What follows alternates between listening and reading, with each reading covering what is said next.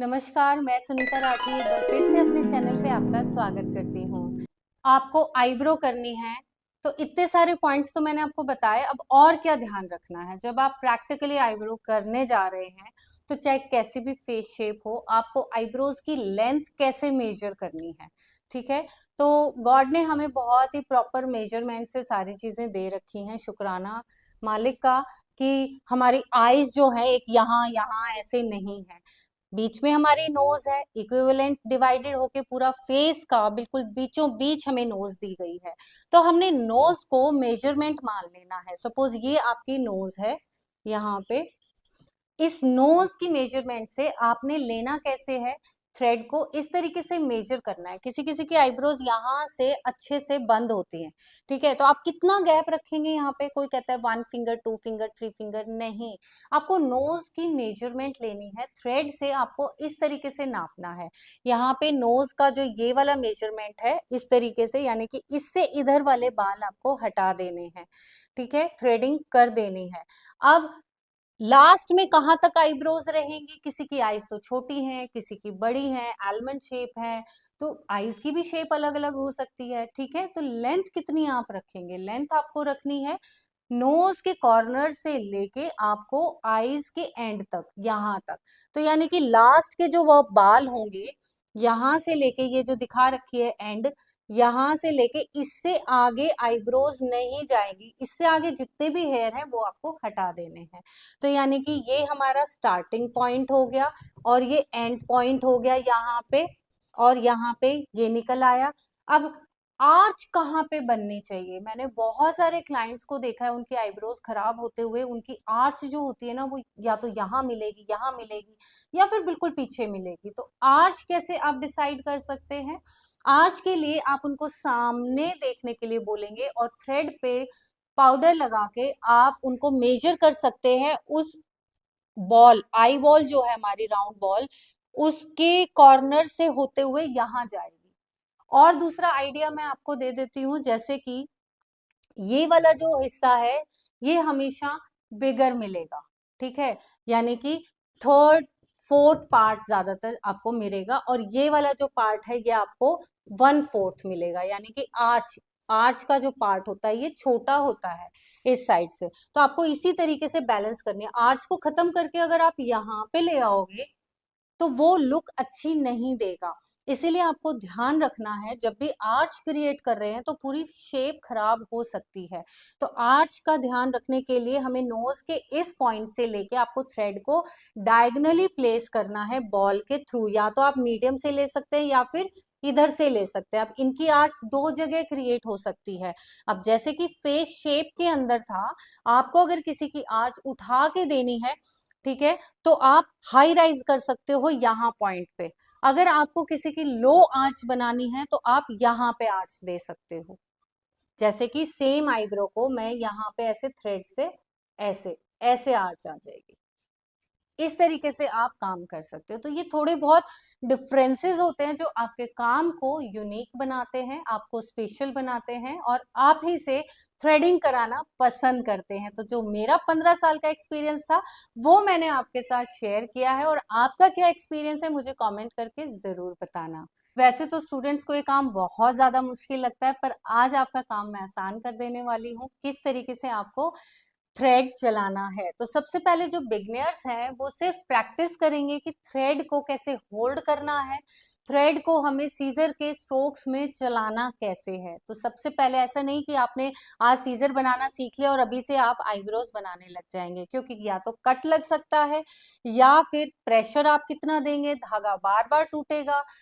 इन सब चीजों को अवॉइड करने के लिए आपको सबसे पहले सिर्फ स्ट्रोक्स चलाने सीखने हैं। वैसे तो बिगनर स्टूडेंट्स को या इंस्टीट्यूट में मैं खुद ये बोलती हूँ कि थ्रेडिंग एंड हेयर कट ऐसी चीजें हैं जो आपको बिल्कुल लास्ट में जाके आती हैं, बट आजकल ऐसा नहीं है। अपनी जो टेक्निक्स हैं, अगर आप वो अच्छे से सीख पाते हो तो आप जल्दी भी सीख सकते हो। और मेरी कोशिश यही रहती है मेरे बच्चों के साथ कि मैं जल्दी से जल्दी आसान से आसान तरीका निकाल के उनको बता पाऊं कि ब्यूटी इंडस्ट्री के अंदर आप महारत कैसे हासिल कर सकते हो अच्छी अच्छी टेक्निक्स के साथ। चलिए आइए देखते हैं इस थ्रेड को कैसे यूज किया जाता है। सबसे पहले आपको एक एंड से, एक बात का आप ना सबसे पहले ध्यान रखना, जब भी आपने थ्रेड यूज किया है आप इसको इस तरीके से तोड़ के फेंकेंगे, और आपके पास वेस्ट बाउल हमेशा होना चाहिए। बजाय कि सैलो में इधर उधर थ्रेड पड़े रहे, आपको वेस्ट बाउल, खाली बाउल रखना है, उसी के अंदर अपना थ्रेड रखना चाहिए। कोई भी कॉटन वेस्ट है, टिश्यू है, आपको वेस्ट का एक खाली बाउल जरूर रखना है हर ट्रॉली के ऊपर। सबसे बड़ी ट्रिक है ये आपके काम को आसान करने के लिए। अब हमें धागे को चलाना कैसे है, चलिए एक एंड से मैंने पकड़ा, इसको हम दांतों के नीचे दबाएंगे इस तरीके से। दबाने के बाद हमें कितनी इसकी लेंथ निकालनी है, हम एक लेंथ पूरी ये ले लेंगे, और फिर हम 3 फिंगर इस तरीके से लेंगे। ये 3 फिंगर लेके थोड़ा सा लूज करके आपने धागे को इस तरीके से पकड़ना है यहाँ पे, और आपको राउंड लेने हैं। आप 8 से 10 राउंड ले सकते हो। 1 2 3 4 5 6 7, ठीक है, मैंने 7 8 9 के लगभग राउंड लिए हैं। अब आपको चलाना कैसे है, आपको यहाँ पे थंब प्लेस करना है, ये थंब की हेल्प से, और यहाँ पे ये कैंची बनानी है। ये जो चलेगा, यहाँ पे आपको प्रेशर डालना है इस साइड से, और यहाँ से आपको सीजर में बाल लेके, यानी कि ये आपकी सीजर हो गई। अब जो भी बाल आपको हटाने हैं वो यहाँ पे लेने हैं, इस साइड में। इस साइड में बाल लेके आप जोर से अगर इसको खींचेंगे तो आपका जो हेयर है वो रूट से निकल जाएगा। अब आपने अपनी थ्रेड की कैची बना ली, ठीक है। अब आप इसको कैसे चलाना सीखेंगे, आपको यहाँ पे टाइट पकड़ना है, और यहाँ पे ये हाथ ऐसे चलाना है। आपने इस तरीके से सीजर बनानी है। मूवमेंट क्या रखनी है, यहाँ से आप होल्ड करेंगे टाइटली माउथ से, और ये वाला जो हाथ है वो इस तरीके से चलेगा आपका, ठीक है। और यहाँ से आपको ये ऐसे प्रेस करना है, ये आपने ये किया, आपका हाथ बंद, आपने ऐसे खोला, फिर ये बंद किया, फिर ऐसे। सबसे पहले आपको ये ही प्रैक्टिस करनी है कि आपके हाथों की मूवमेंट आए। तो इस तरीके से आपको प्रैक्टिस करनी है। एक बार फिर से मैं बता देती हूँ, आपने जो भी यूज किया उसको, थ्रेड को हटा दिया। अब हम नया थ्रेड लेंगे, हमने निकाला, आप शोल्डर तक भी ले सकते हैं, आप हाथ तक भी ले सकते हैं, जितना आपको सुटेबिलिटी लगे। मैंने एक हाथ जितना ये लिया है। थ्रेड को होल्ड किया, 3 फिंगर ऐसे ले गए, यहां से होल्ड किया, 1 2 3 4 5 6 7 8, ठीक है, टाइटली होल्ड करेंगे। अब यहां से मैंने छोड़ देना है धागा, यहाँ पे टाइट होल्ड है, बस 3 पोजीशन याद रखनी है आपको। ये हाथ की मूवमेंट, ये मूवमेंट, और माउथ पे टाइट होल्ड, बस ये चाहिए है। और बाल जो भी निकालना है वो यहाँ आना चाहिए, जितने भी बाल निकालने, जो भी शेप देनी है वो यहाँ पे सीजर में आना चाहिए। यहाँ से सिर्फ हम मूवमेंट रखेंगे धागे की। हमें आईब्रोज करते टाइम हमेशा ये ध्यान रखना है कि हमारी जो ये कैंची है ये किस डायरेक्शन में चल रही है। अगर आपका फोकस इधर होगा ना, तो आपकी आईब्रोज में ना तो कभी कट लग सकता है, ना शेप बिगड़ सकती है।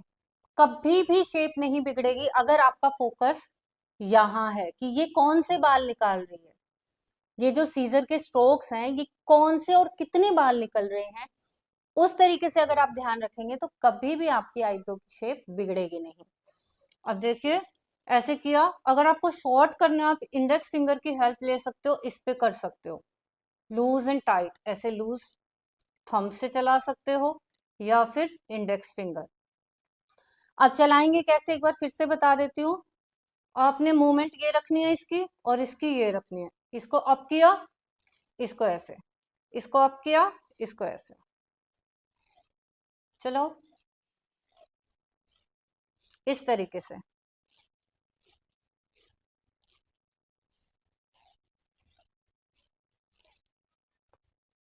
आपको फेस को स्टिल रखना है जब भी आईब्रोज को ग्रूम करेंगे। अगर आपका थ्रेड बीच में से उलझता है या गांठ लगती है, तो इसका मतलब आपका थ्रेड टाइट नहीं है, लूज है कहीं से। या तो आपने माउथ एरिया से लूज छोड़ा है, या फिर दोनों हैंड की तरफ से आपने लूज छोड़ा है। जब आप टाइटली होल्ड करेंगे इस तरीके से, तो कहीं पे भी इसके बीच में गांठें नहीं होंगे। अब जैसे ही मैंने लूज छोड़ा तो ये देखो थ्रेड लूज होगा तो सीजन नहीं बनेगी, या तो गांठ लग जाएगी, धागा उलझ जाएगा, ये वाली प्रॉब्लम आएगी। तो ये वाली प्रॉब्लम आती ही तब है जब आपका थ्रेड लूज होता है।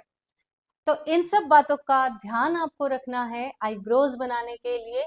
और अगर आपको मेरा कंटेंट पसंद आया तो लाइक एंड शेयर करना ना भूलना, और ऐसे ही वीडियोस देखने के लिए मेरे चैनल को आप सब्सक्राइब कर लीजिए, और प्लेलिस्ट में जाके आप सारी वीडियोस इसी तरीके से देख सकते हैं, चाहे आप हाइड्रा फेशियल पे वीडियोस देखना चाहते हैं, चाहे आप high frequency hair fall treatment पे वीडियोस देखना चाहते हैं। Thank you so much and thanks for watching till end. Thank you.